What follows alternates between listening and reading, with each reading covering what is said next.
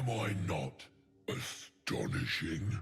PC gaming, a tale as old as time, and an entire sector, quadrant if you will, of the gaming industry that always felt so completely disconnected from the console side of things. PC gaming was either extremely enticing or wildly off-putting for many people out there. And I've gamed on PC in one way or the other for pretty much my entire life. And going into the future, it is likely to become even more so my primary way of playing games than it already is. And it's kind of like explaining Persona to people that don't play Persona. It's really hard to talk about PC gaming and why it's so enticing and why it's so captivating on the whole to people who have not experienced it. Because on the outside looking in, there's a lot of justifiable and understandable positions that one may have that would be off-putting to get into PC gaming. The initial price point is way higher than, say, just getting a $500 console. Or in Nintendo's case, a $300 one or $350. Heck, look at Xbox. If you want a cheaper way to get into the Xbox experience, you have the Xbox Series S, which... what is it, like $300, $350, if that? And their primary powerhouse, which is a pretty powerful machine, is $500 alongside the PS5. That is still expensive for a lot of people, but high-end PCs can go for easily $2,000 to $4,000. That right there seems extremely off-putting for a lot of people. But I feel one of the biggest misnomers about PC gaming is the idea that you need some extremely high-end PC to have a PC experience that is good and fun and entertaining. You genuinely don't. For instance, I'm only running an NVIDIA 1070, and if you don't speak in PC GPU talk, essentially that is 7 to 8 year old hardware. When did 1070 even come out? Let me check. So according to Google, it came out on June 10th, 2016. That is an old card, and the 1070 back then was a mid-range card. It wasn't a high-end card either back then. But even to the modern day, sure, I may not play in high settings for the modern games, or like the new games or whatever, but they look well enough, they look good enough, they play well enough. I get 60 FPS some way, somehow, in almost every title that I play on PC, and I gain access to all the other perks and advantages, or at least a lot of them, of being a PC gamer. So I think one of the biggest misnomers about PC gaming is that an initial upfront cost associated with it. That can exist if you want a really high-end modern PC, but if you just want a budget PC that's also capable of doing things that are not just gaming, the barrier to entry is far more reasonable through that lens and that optic. But what about the position of PC gaming in the year 2023? Consoles are really good nowadays. That GTA 6 trailer looks really good. It's going to be Xbox and PlayStation only for a bit, in all likelihood, right? I'm not expecting a PC port until a couple of years later. And if you can get a game that looks that good on that hardware for that price point, what's the ideal for PC gaming then? Well, there's a lot. And there's quite a few advantages of PC gaming that have creeped up in recent years that I think are deserving to be talked about. I think console video game sales are getting better, but I mean, Steam sales are legendary for a reason. The absolute savings you can get on a lot of amazing games at these rates is borderline silly until you've become accustomed to PC gaming, and you become accustomed to these types of sales. Like, I saw Doom 2016 available for like $3 the other day. For a game of that quality, that looks that good, that plays that well, even on my PC, like dang. You combine that with, I know this may off-put some PC gamers out there, but Epic Games, they have a launcher on PC. A lot of people use it for Fortnite, but in an effort to draw away a crowd from Steam to Epic, they give you free games every week or so. And sometimes, the quality of the games that they give you is really freaking good. Like, genuinely, I have the entire BioShock series on Epic for free because of this. A Plague Tale Innocence, Demon X Machina. All these games, by the way, I got for free on Epic at one point or another. You can't get them now, but if you just have Epic as a launcher and you just tune into it every now and then to see what the newest game is for free, you can accrue games like Borderlands 3, Brothers: A Tale of Two Sons, City Skyline, Control, Dead by Daylight, Death Frickin' Stranding, Dishonored Definitive Edition, Dying Light Enhanced Edition, Europa Universalis 4, Fallout 3 Game of the Year Edition, Fallout New Vegas, Guacamelee, and Guacamelee 2, Killing Floor 2, Metro Last Light Redux. He's a man-eater, which is the Shark RPG, by the way. Neo, the Complete Edition, Overcooked 2, Payday 2, Prey, Saints Row the 3rd Remastered, Saints Row 4 Re-Elected, Sonic Mania, Star Wars Squadrons, The Evil Within 2, The Vanishing of Ethan Carter, Total War Warhammer,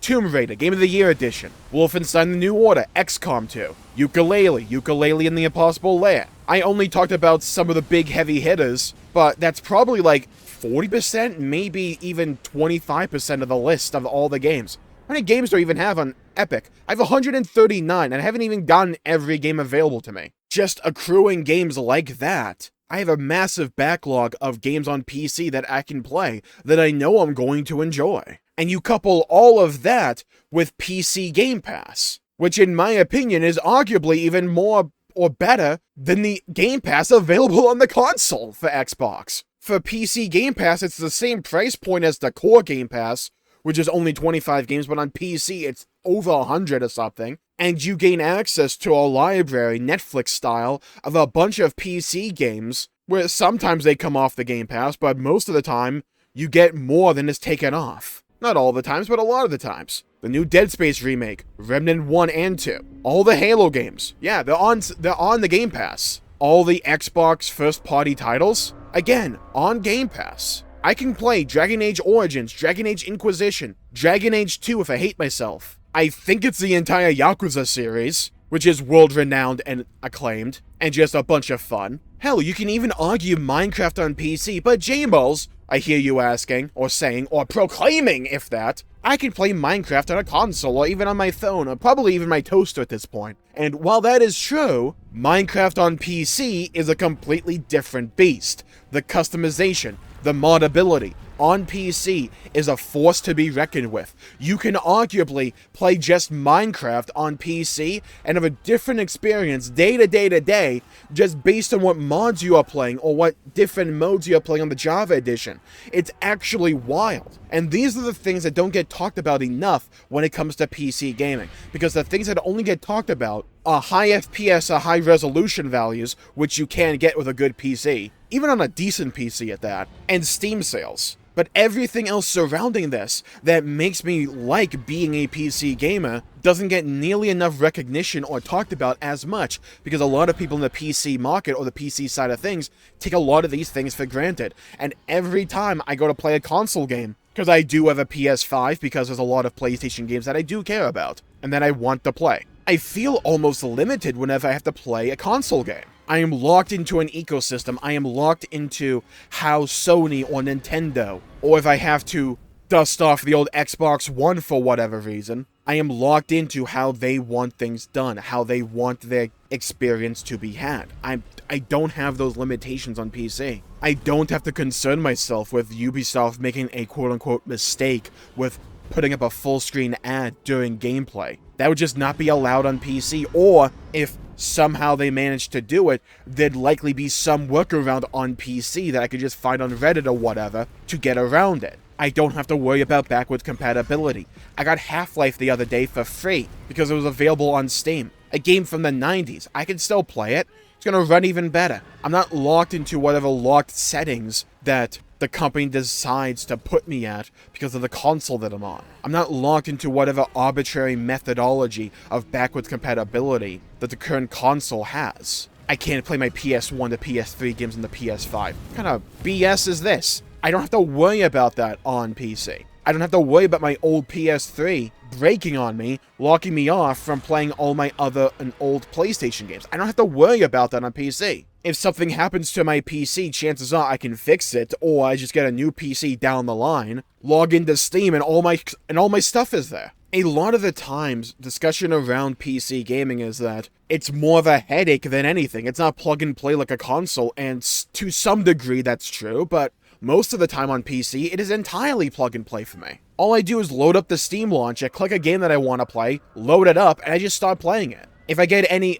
errors or issues or whatever, I just fiddle with a few settings until it works, and then just keep playing. Maybe I have to do a driver update, but with NVIDIA, that's just an app I open up, click on do the driver update, wait a minute, and I'm good. It's not like consoles don't update themselves either. I don't feel like PC gaming is as big of a headache as some people make it out to be. And while you have that bigger upfront cost, you get a lot of savings because of all these deals and free games and advantages of being a PC gamer on the back end, on top of all the customization and modability. Have you seen some of these Starfield mods on PC? They're insane. Completely changing out the UI to be a better one. Stuff like that just makes the game a better experience on the whole, and makes the game more customizable and oriented to your preferences and what you want. And you can choose not to do that. If you just want to boot up Starfield, I have it on Game Pass. I can do it. That game specifically doesn't run well on my PC, but I can run it. I don't have to worry anymore, at least, about games no longer being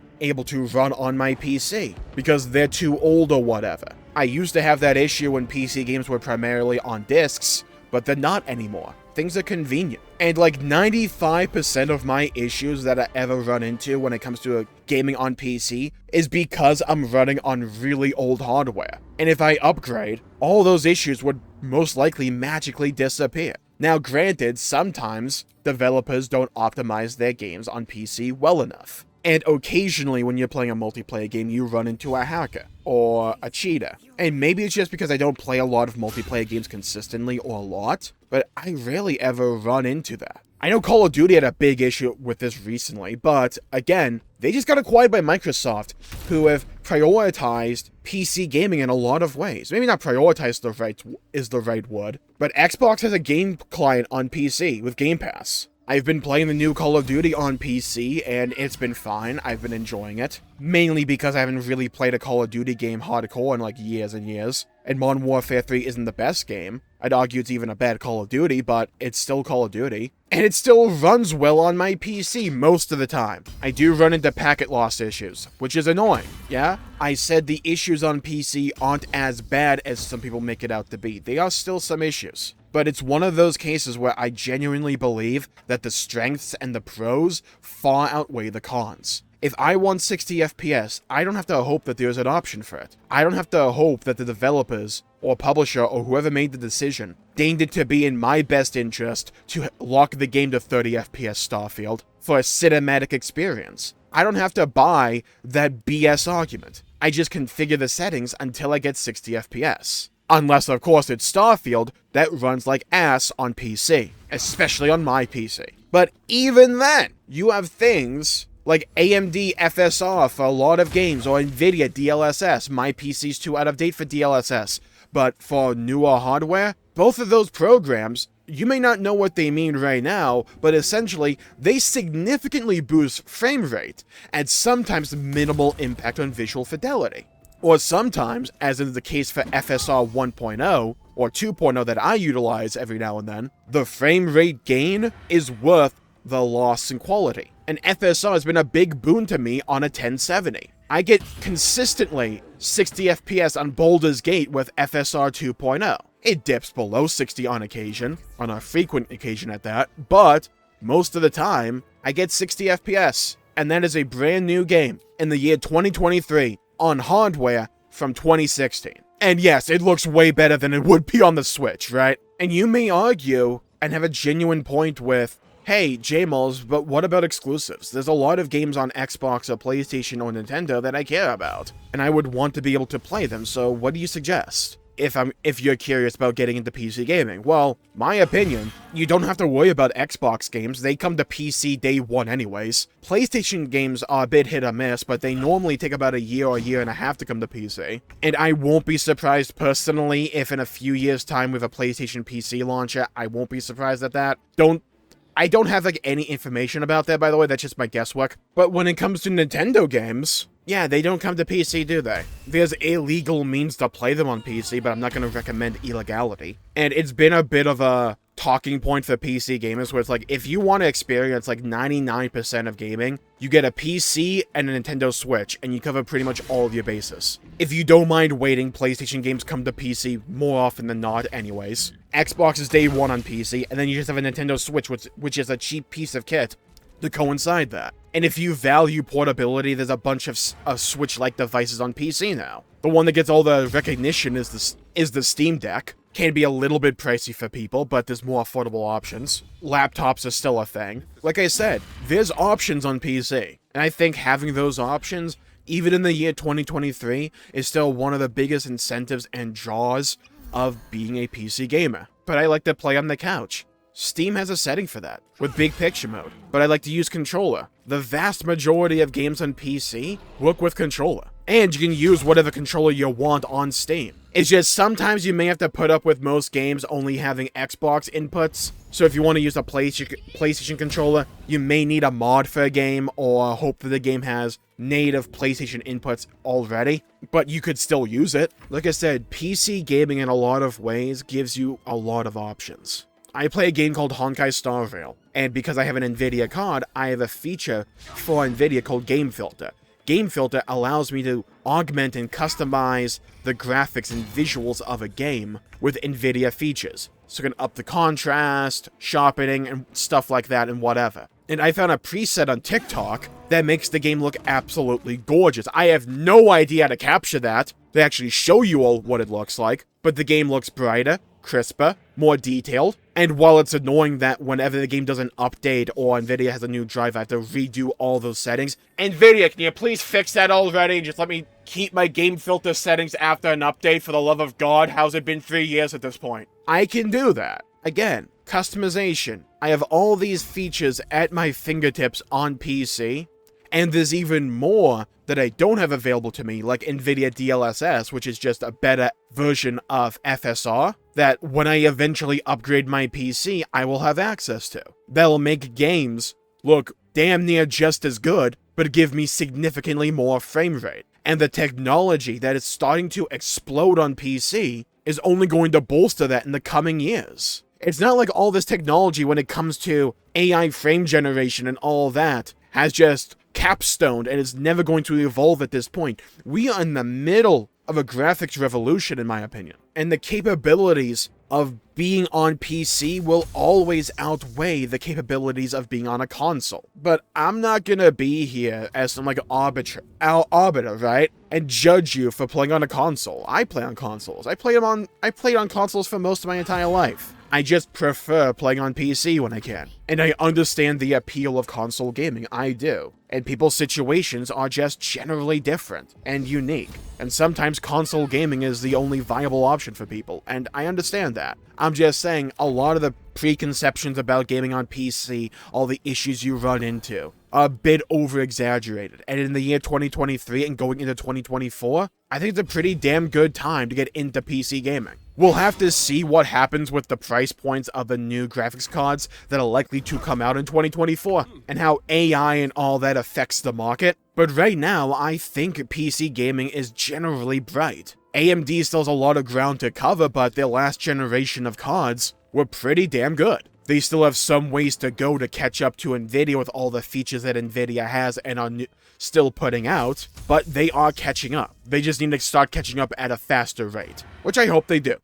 More competition, thumbs up in my opinion. So yeah, what's the takeaway here? If you can, I would recommend getting into PC gaming in some form or fashion. The flexibility, the options available to you as the player to customize your experience to the way you want it. There's a bit of a learning curve there, but once you have that learning curve, it's really hard to go back. And you can just accrue a bunch of free games on PC, or games at significant discounts on PC, and your backlog can quickly explode with a bunch of quality titles that will take you so long to get through. It's a good problem to have, in my opinion. And with that, I'll call the video there for the day. Thank you all for tuning in. My pleasure for making the video. If you enjoyed it, please leave a like and subscribe. It really helps the channel out and helps support future content, and I greatly appreciate it. Stay safe. Have a great day. Hit the bell icon to be notified when I upload and stream in the future.